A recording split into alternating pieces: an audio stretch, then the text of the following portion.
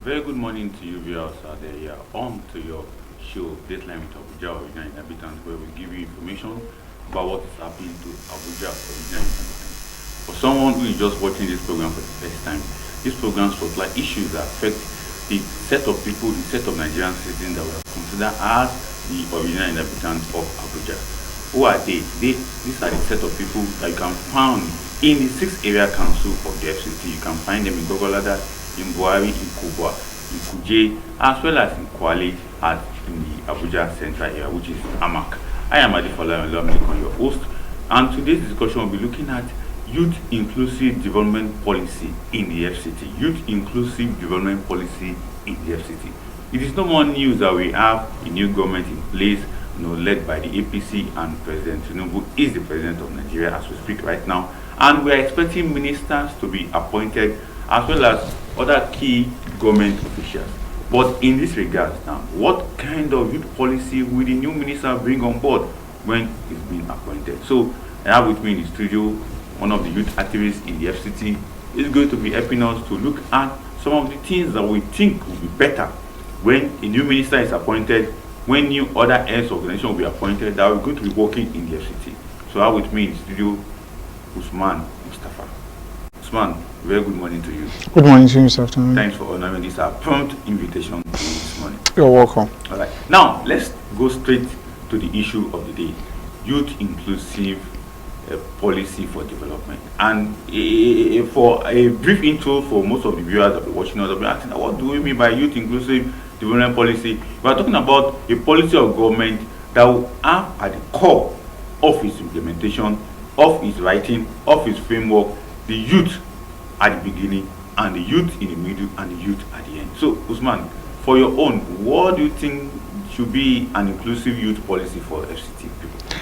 I feel like social development are supposed to be key factors. The government is supposed to go into. The previous administrations, they've always been the gulf between the ministers, the representatives, and the youth in the FCT. Because so many times when they try to reach out to these representatives, there is no really link between them. And I feel like it has actually resulted to so many disparities. I tell you, and so many negative notions about what went wrong.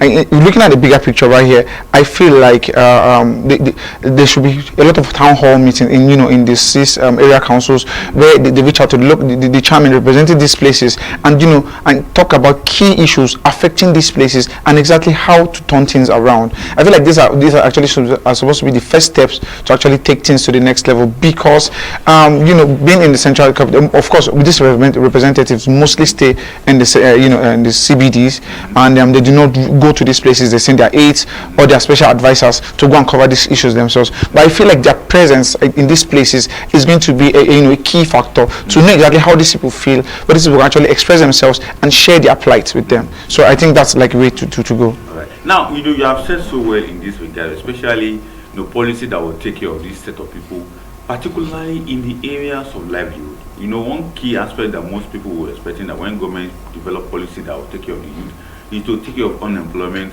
is to take care of their education, and also to take care of aspect of their recreation. When we talk about recreation, we're talking about sport, talking about livelihood aspect of the youth, in a sense that they can have a sustainable income for themselves. For your own, Usman, what do you think the government should take first? Should we be looking at the education first, or should we be looking at unemployment issue first?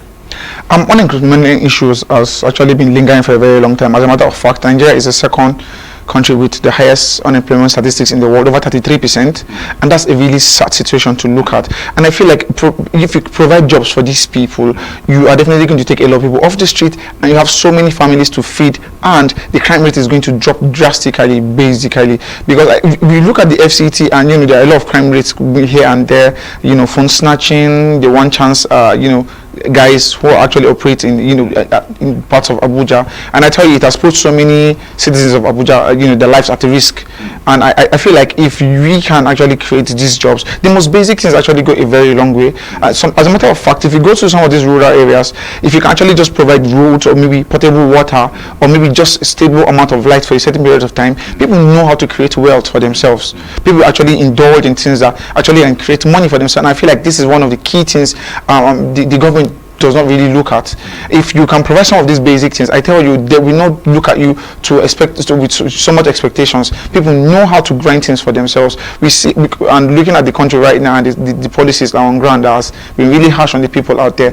I feel like there should be some sort of palliative to cushion the effects of the hardship that's on ground. Exactly. And let me quickly bring to our viewers notice that Usman Mustafa is a sport enthusiast, in the sense that he have more knowledge when it comes to sport. So I will be asking you questions that what about uses of sport to ensure that the youth of FCT are more empowered? We'll come to that. But again, we should also let you know that this program is a two-leg wing, in the sense that we are on TV right now, 9 a.m. in the morning on independent television. By 10:30 a.m. we'll also be on the radio section discussing the topic we are putting across to you. That is youth inclusive policy for development, and by that time you'll be on independent radio 89.7 FM. You will also hear the voice of Usman and other guests that will be join us to that discussion. Now, Usman, let me go to your specialty as a sport enthusiast, someone that understands how to use sports to do so many things. Apart from just being a youth activist, I think your special area is particularly cut across sport. So what do you have to say about sport in FCT for the youth? Let's start with that. Sport in FCT for the youth it's not something that's had a lot of investment in. I look at the Nigerian Premier League, for instance. They've not really been in an Abuja team for a very long period of time. Just a couple of weeks ago, the only team that was supposed to represent Abuja, EFCC FC, lost in the playoffs to Katsina United. So I feel like these are one of the issues we face right now, not having adequate representatives at that level. But I look around some of the districts, and I will take for Nyanya as an example. There's a tournament that's actually going on in Nyanya right now. It's a sports tournament, and it has been going on for about 17 to 18 years, and it gets so many people. You know, you go there in the evenings and afternoons, and you see crowd, like people in their thousands watching these games. And I feel like this is an avenue where representatives actually seize and address people. If you can actually create more tournaments like this, it takes people off the street. It gives them hope. Some of these persons want to be professional athletes in future, and this is like an avenue where you can do that. You can bring scouts from countries or different clubs to come watch these boys, and probably take them to big leagues, and they can actually present themselves and fend for themselves. And I feel like these are key issues that need to be looked into. It does not just in Nyanya, on every area council in the FCT, this tournament should be held. Not just football, basketball, badminton, everything. And if they can actually do well, they can even go as far as representing Nigeria in future. So I feel like the golf in this decision making, and the people who are supposed to take care of these things is one of the big issues we are facing in the FCT, and they should be actually handled immediately. The reason why I brought the sport issue into our discussion was because a lot of people are concentrated on other aspects of development. This program is probably brought to you by SADC. SADC is Socio-Economic Research Development Center based in Abuja, one of the cohort NGOs that Makoto is funding through Crescent. And their own area of engagement is participation. Although youth participation in politics, youth participation in other skillful aspects of life. So I think it's coming to bear that SADC will also have to take advantage of sport as a means of engagement of the youth, and that's why we have someone that, though youth activist, but also very special when it comes to sport aspect of the youth engagement. So that's why he's talking about youth engagement in relation to sport. Although the general conversation is about youth development, youth inclusive development for a project that can help them to be more lively. Now, Usman, one key aspect from your analysis on the use of sport, you made mention about organizing tournaments at the council level. Apart from football, you also made mention of badminton, basketball, and the rest of them. How do you see this ensuring that the vulnerable among the youth are taken care of in terms of using sport to engage them? And first of all, it's engaging people via sport is like a glimmer of hope for them.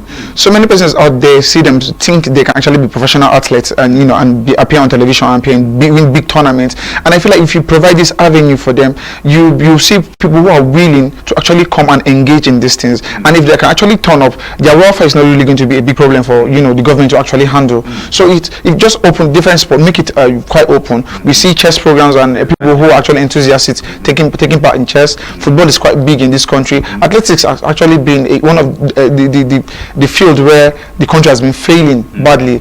Back in the we had likes of Olusoji Fasuba and likes who make us proud. But right now, just this week, the Diamond League, there was no Nigerian representative in the podium in the 100 or 200 meters. And I feel like these are things we should work on. You can use like these local secondary schools close by. Just last week on the program on radio, we were speaking to the Commissioner of Sport in Gombe State, Ahmed Gara Gombe. He's actually big in sport, and he mentioned how he opened a program, in secondary and primary schools, and the parents of these kids, were really excited that there was a program like this that take their kids to the next level, and they provided transit camps for them where they actually stay, they cover their feeding, they cover their school fees, and all of those things. And I feel like it's with that sort of encouragement, people will be willing to engage in these things, and they are occupied doing something really positive for themselves. Exactly. And I think taking it from that is to also let our viewers know that, when it comes to youth inclusive policy for development, sport is one of the key aspects that in Western world they have been able to inculcate into their educational system and their social life, to the point that they now have different programs for youth. That's why I say that if any competition is happening across the world, you see the European countries, the American countries, and their youth participating, keenly in some of the issues. Right now, the Women World Cup is going on. We can go and check the list of countries that participate and the youthful ladies that are representing their countries. And that's why we are putting it across that at this point in time, sport can also be part of youthful inclusive project in the FCT.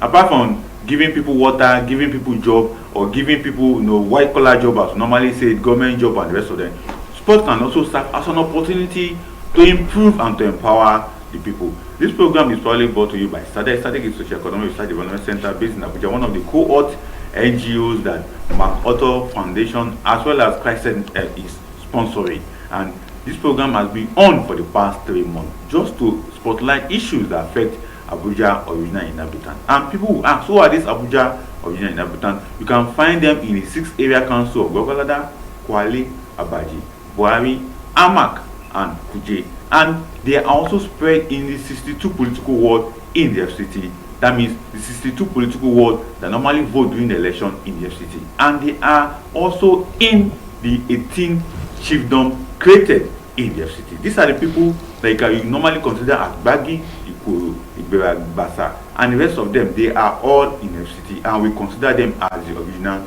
Abuja inhabitants. A lot of things happening to them.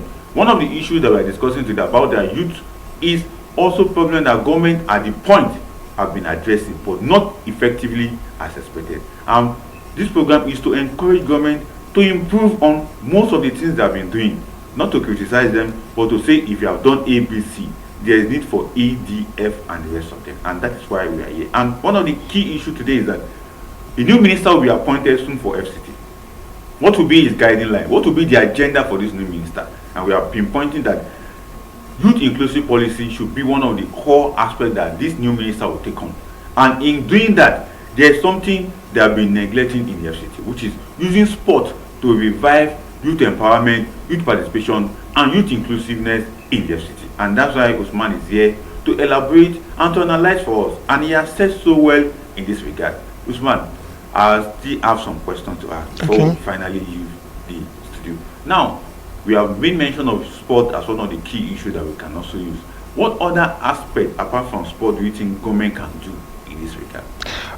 Human capital and development. That is basically it's actually a key issue. People would like to be engaged with activities on ground, and we look at the city of Abuja right here, and you go to most of the major markets, the one in Garki, the one at Apo, the one at Abaji, and likes, and you see so many people who are fashion designers, who are into cloth making, so many beautiful handcrafts out there. And you go to the this place that was demolished not so long ago, UTC, and surrounding buildings there, and you see that people are actually willing to actually create jobs for themselves. And I feel like if you can actually empower people more and give them a soft landing, places where they try to rent or carry out their business, their rents should not be as expensive as it used to be, so they can actually meet up to these things and they can fend for themselves and their families. So I feel like human capital development is a key issue. Just look at people out there who are willing to develop themselves. We can actually have the big tailors out there. We can have our own Ralph Lauren, we can have our own Salvador Ferragamos, and like people who make shoes, who make clothes, who make anything, printing designs. And I feel like we are really talented in this country. And just if given the opportunity, people seize them, and they achieve, they aim for greater heights. And that is what I want the new minister to actually come in and do, and provide these amenities and go to these rural areas, open their eyes, and let them know that yes, you do not really have to depend on the government to feed you. You can actually make this money for yourself. You can actually make life comfortable for yourself by engaging in these little things and creating bigger opportunities for yourself. Exactly, it's creating a bigger opportunity for yourself in a way that key issue is that the new minister will look at the business environment of the FCT and how can the youth also be brought into this business environment. That is why the inclusiveness issue is coming in. Apart from sport, now human capital is what Usman is proposing, that the new minister should consider the human capital of the FCT youth. And when we're talking about human capital, inclusiveness in this is education. Inclusiveness in this is not just formal education, but informal education can also come in. That's why I made mention of fashion designing, which we normally call tailoring. We have organizer, we have shoemaking, and hairdressing and the rest of them. So we should take advantage of this particular inclusive means of engaging the youth. Now, we don't know who is going to be the minister, but at least from this platform, we are setting up an agenda for the nominees as they are. Whoever is going to take up the position of Minister of FCT, either Minister of FCT State or Minister of FCT, the main person, they must look at youth inclusiveness in the development project that they have. And my guest there, Usman Mustafa, a youth activist and also a sport enthusiast, have pinpointed that key issue apart from sport is that we must look at the human capital aspect of the youth in the FCT, which is very, very important when it comes to inclusiveness in development project of the FCT. Before I let you go, Usman, there is one key question I normally ask most of my guests that come on this show, is that in this regard now, we have understood that we need to use sport to bring the youth to play in FCT. We also need to bring human capital to play. Generally, what would be your advice for the youth in FCT? Advice to the youth in FCT is to try as much as I can to engage in something promising, to stay away from trouble. And I know it's a pretty difficult situation out there in the country, and so many persons will want to go through devious means to actually earn money for themselves by engaging in criminal activities. And I tell you, it does not pay on the long run. It does not pay. I want you to actually engage in something promising, something that they can actually create something for yourself and last you for a very long period of time. It pays to be honest. It pays to be nice. It pays to be a good person. And I tell you, going through the dangerous line has its own cost on the long run. And I tell you, you might regret it if you continue that way. Exactly. One may regret going into crime. One may regret going into an activities that will not pay, that will shortchange that person's life. And we are advising the youth from Usman Mustafa here, there's a guest today, youth activist, I'm saying, don't engage in all those dangerous activities. There's opportunity for you to engage your life for meaningful productivities. And we are saying from this platform that as it is, we are expecting a new minister, but the new minister must look at youth inclusiveness development project, especially as Usman have pointed out, in sport, engage these youth. In human capital, re-engage and engage them. In the past, a lot of government activities have been going on in the FCT, but we also need to draw government attention that more need to be done. Usman made mention of the 33% of Nigerian unemployed youth. A lot of them are in FCTA, and most of them are original Abuja inhabitants, which our focus is on, which our advice is for them and for the next person that is going to be a minister, that please look at the youth and try not to draw them to yourself through your policy development agenda. And for our viewers, we are almost coming to an end of this particular section on TV. By 10:30 a.m., join us on the Independent Radio 89.7 to also listen more from Usman, another guest that may also feature, so that we can advise and set agenda for the next incoming minister of FCT, either minister for state FCT or the core minister himself, so that they will know that at this point in time, the youth of FCT are looking up to them to bring policy development that will be more inclusive, to draw the youth into government for participation, and not just for participation, for contribution to the Nigerian development and to the FCT development going forward. I am Adefola Alamlekon, and I will quickly want to point out this program is probably brought to you by SADC. SADC is Socio-Economic Development Center based in Abuja, one of the NGO under MacArthur Foundation and Christ. Now, this program spotlight issues that affect FCT original inhabitants that you can find in the area council, the 6 area council in the 18 chiefdom and they are also in the 62 political ward in FCT. From all of us here in the studio, have a great weekend. But don't forget to join us by 10:30 on your dialing station, Independent Radio 89.7 Abuja. I am Adefola and Lamikon. Until we meet you next week, have a great weekend. Bye.